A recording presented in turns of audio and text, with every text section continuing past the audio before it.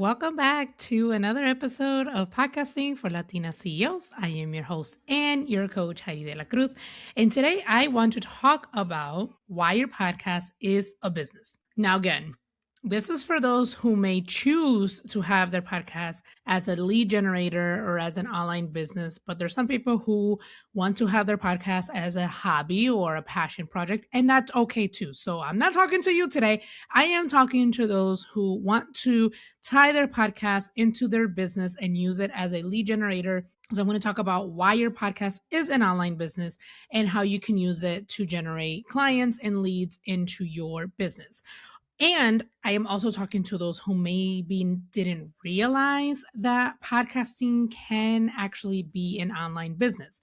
Because, for example, when people think about online businesses, they usually think about like coaching, right? Getting on a Zoom call or memberships when they have a group of people coming on Zoom calls on a monthly basis and coaching them or talking through and working through things like that. They also think about digital marketing, right? Or digital products. They think about blogging, like all these other things with online businesses, but you also can have an online business as a podcast. Or I should say, you can also have your podcast be an online business. And that is what I want to talk to you about today. So, if you are thinking of starting a podcast to tie it into your business, this is for you. So podcasting, like I have mentioned in another episode, like there is investments that you need to do for your podcast. So if you are not making money with your podcast, and currently right now it is an expense, right? Podcasting costs you time, money, and energy. And if there's no strategy behind it, again, it's an expense, it's a hobby, it is a passion project. So and that's okay. If you want to have it as a passion project, again, I said that is perfectly fine. But this is for those who want to generate income from their podcasts. So, how is a podcast an actual online business, and how can we use it as a lead generator without feeling salesy or forced? This is something that I think I realized maybe like a year and a half into my podcasting journey that I actually did want to help other people start their own podcasts. And I did this because when I first started my immigration podcast, I had joined a lot of Facebook groups about podcasting, right? About either being a guest on podcasts or finding guests, right? So I had to market my own show and let people know that this show was available. So I did it for both things, to be able to talk about my show, but then also to find immigrants who could share their journey coming to the US on my podcast. And one of the things that kept coming up when people were just starting their podcast or wanting to figure out how to start a podcast was that they were feeling overwhelmed in the beginning because there's just so much information out there, but there wasn't a step-by-step guide like, hey, work on this first. Then after you have that, when work on this second and third, because there really isn't a first, second, third step to starting a podcast. You can start with your cover art, or you can start with outlining your episodes. You can start with naming your podcast. Like there's so many different areas of where you can start. But that's why I created the voice method so it wouldn't be overwhelming.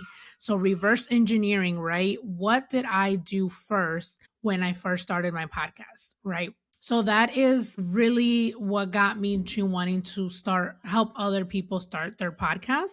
Is I just kept seeing that online, that like people were like, oh my gosh, I'm so overwhelmed, I don't know where to start. And it's like, well, I can help. Like I can help people start their podcast because I was there before. So how do we turn this podcast into a lead generator, right? We need to have the podcast have systems, right? Because that is ultimately what makes an online business, right?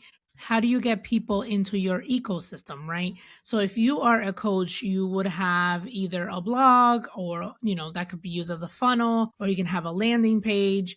You can use social media. So with your podcast is actually your funnel, right? It is your lead generator. It is where you are talking directly to your audience, and then you have them listen to you. You either share tips, your expertise, advice, or client win. So it's literally exactly what I'm doing right now is what you would do on your show to generate leads. And then at the end of the episode, you need to have a call to action.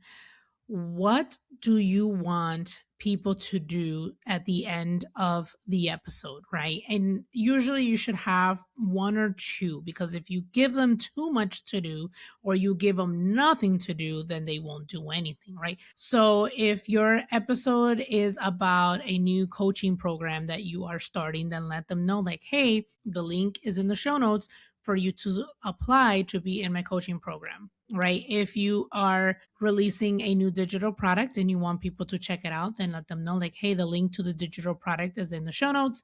So then they can go there. If you want them to leave you a review, if you want them to send questions for you to answer on the show, like whatever it is that you want people to do, you have to end it at the end of the episode with a call to action. So think of your podcast as your overall system, right? Your online system that brings people in, it helps you build that trust with your audience, and then you guide them through the next step. Again, the call to action. So as I mentioned earlier, I didn't think when I first started my first podcast, I didn't think of it as a business. I was just literally wanting to share immigrant stories. But as time went on and I saw the need, then my mindset shifted to like, okay, how can I make money from this? And now the podcast has grown so much that it has helped with my visibility. It's helped with gaining trust with my audience. And also, it has created opportunities for me, which actually is in my next episode. What opportunities my podcast has brought for me, which I'm going to leave for the next episode. But I'm so passionate about this because I want the same thing for you. Podcasting is a global stage. So, like I've mentioned before, my first podcast is being listened to in over 20 countries, and this one is now being listened to in 5 different countries. So, as time goes on, the reach will expand and more people will be able to listen and start a podcast all over the world, right? So, since I help people online start their podcast, I can literally help people in all countries to start their podcast, right? And that is the power of podcasting and also just the power of having an online business. So here are a few benefits of having a podcast as an online business. Like I have mentioned before, social media, those posts are not pushed after 24 hours, but your episodes on your podcast are evergreen, meaning that people can listen to your episodes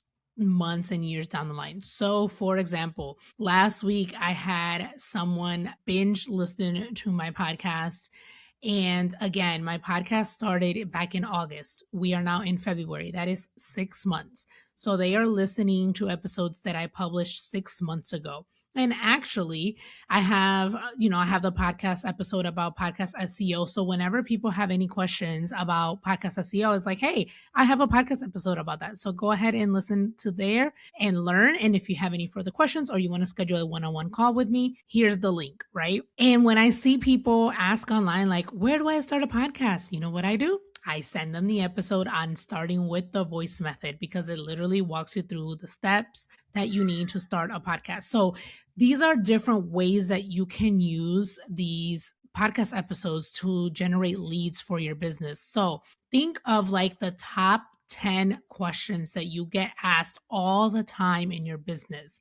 And I know that you are tired of answering these questions over and over and over again. Do a podcast episode. So then that way, when someone has that question, you can send them the podcast episode. And then if they need, strategy or they need a roadmap or they need to go a deeper dive with you, like those pick my brain sessions, then you can go ahead and send them your one-on-one call link. Another thing to think about when it comes to podcast episodes and its evergreen content is that with podcast SEO, like I talked about in the other episode, people can find your podcast on Google, on podcast platforms, and on YouTube, and actually even in AI, because it all ties into together. So I've had a few people already tell me or reach out to me because they found my first show about immigration because AI suggested it to them. So I just think that is so cool. They were looking for podcasts or storytelling, or they were we're looking something in regards to the immigration space, right? And my podcast was suggested by AI.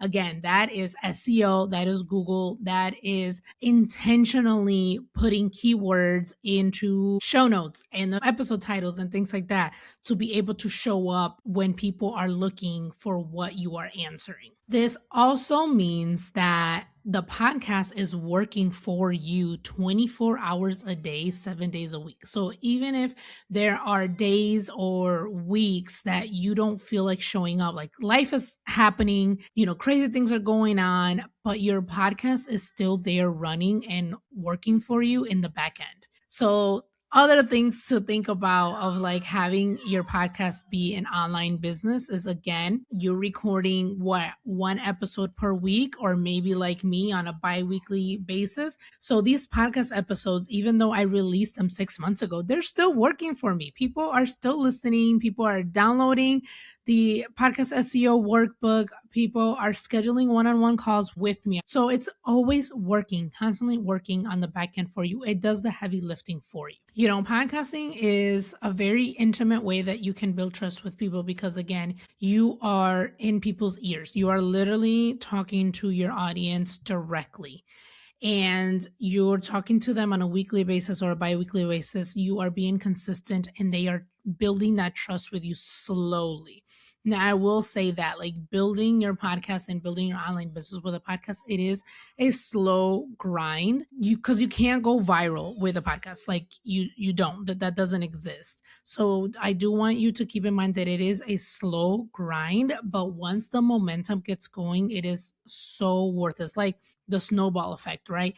It takes time to build that snowball, but once it gets going on its own, it has its own momentum, there's no stopping that snowball. Your podcast positions you as the expert. So again, that consistency, that providing your experience, your client wins, those testimonials, all of that helps your audience gain trust and positions you as the expert. So for example, I've had opportunities to speak about immigration because of my immigration podcast. So I am literally collecting data with all these stories that I am listening to and the processes and things like that. Like, no, I'm not an immigration attorney, so I don't give legal advice, but I am in this immigration space. I am keeping up with what is going on. So I remember somebody told me, they were like, you have to stop downplaying how much you know about immigration, because from the average person, you are an expert. And yeah, because again, I used to say like, or same thing, like, I'm not an immigration attorney, I can't, give legal advice and things like that. But then they told me like, but from the average person, you know more, because it's not a topic that a lot of people talk about or are involved in, unless again they themselves are going through an immigration process or they know a family member or something like that. So podcasting positions you as the expert in your field and in your business. So one of the biggest things with having your podcast as an online business is knowing who you're talking to, because you're not going to be talking to everyone, right? This is step one of the voice method, is like, what is the vision of your podcast and who are you going to be talking to? Because again, your podcast is not for everyone and you don't want it to be for everyone. So this podcast name is called Podcasting for Latina CEOs. So I am talking to Latinas who want to start their podcast and want to start an online business with a podcast. And that is who I'm talking to. That is who my target audience is. That is who I am trying to help. So be clear on who you're talking to and what are you helping them with? What is it that they are struggling with that you can help them overcome? What is their end goal that you can help and lead them to? That is what's really going to make your podcast stand out from other podcasts, and what's really going to make your podcast a strong lead generator for your online business. So here are a few things that podcasters get wrong in regards to not being able to make their podcast be a lead generator for their business. They record without a goal. So what is the goal for each episode? What are you trying to get people to do at the end of the episode? You need to mention your offers. Do not be afraid to tell people how you can help them with their problem, or what is the problem that they have and how you can actually help them. Podcasters sometimes feel weird about talking about their prices or their business, but if you don't talk about your business, how do people know that you have a business? How are you going to get clients if you don't talk about it? And another thing is that they think that you need a big audience to be able to start a podcast. And actually, no. So one of the biggest misconception is that like you need to have like 1,000 downloads for per episode to be able to like have a successful podcast. But I always say like think of it like this. Let's say you release one episode and you get 10 downloads. So 10 people listen to that one episode, and one person reaches out and said, hey, this resonated with me. Thank you for sharing that. Would you say that that podcast episode was a success, or would you say it's not? Another mindset framework type of thing is same episode, you release it, right? 10 people listen to it and you gain one client from that episode. Was that episode a success or was it not? So don't worry about how many downloads that you're getting per episode, especially in the very beginning, because in the very beginning, you're trying to get your feet wet, you're trying to get the ball rolling, you're trying to get momentum. You should think the main focus in the very beginning should be consistency and providing good content for your audience. That is what your main goal, at least for the first year and a half, right? After that, then we can talk about growth and things like that. But that is really what your main focus should be. And if you are getting one client per episode and that episode is only getting 10 downloads, are you being like, are you not reaching your goal? Like, of course, we want more clients, but we have to start at one, right? You have to start at one to be able to get to 10 to 25 to 50, right? So you don't need a huge audience when it comes to podcasting to be able to reach your goals. All right. So this is also a mindset shift that podcasters have to do, or when you start your podcast that you have to think about, right? Your podcast doesn't need to be perfect. It just needs to be real. You just need to be authentic. You just need to be yourself. It needs to be intentional. What do you want to help people with, and what do you want them to do after they listen to your episode? Small and engaged audience is always better than a large disconnected audience. Your podcast will grow with you, and you don't have to do everything at once. Your podcast will grow with you. That is so deep and so true, especially with how much I have grown in this podcasting journey. Because, they say that entrepreneurship is like the biggest self-development journey that you can go on. And honestly, like with doing my podcast, it's just like having a business. It's like I had to overcome fear. I had to overcome doubt. I had to overcome being comfortable with using my voice. I had to overcome imposter syndrome. I had to overcome like, oh, who am I that I am sharing immigrant stories, or that I am helping other people launch their podcasts. But as time went on and I've got more comfortable with it, and I got recognition, and it's like, okay, I see you, God. I see why you have me here. So all those doubts of like, who am I? What am I doing? All of those I had to overcome within these last 4 years that I have been doing this podcasting journey, which again are the same things that I hear entrepreneurs having to go through themselves. And then also when it comes to podcasting, like you have to create the content just like when you do with your online business. And then you have to plan it out. You have to, record it, you have to edit, and then you have to market, right? You have to know how to market your podcast, just like you have to know how to market your online business. So these are the same parallels, right? That online businesses and podcasting have, which is why, again, I say that having a podcast is like having an online business, or it is having an online business. And I remember last year when I went to this conference, there was an attorney there. She's a trademark attorney. And we were talking about her job and about me podcasting. And then she was like, when I do trademarks for podcasters, I pretty much go through the same steps that I would as business owners.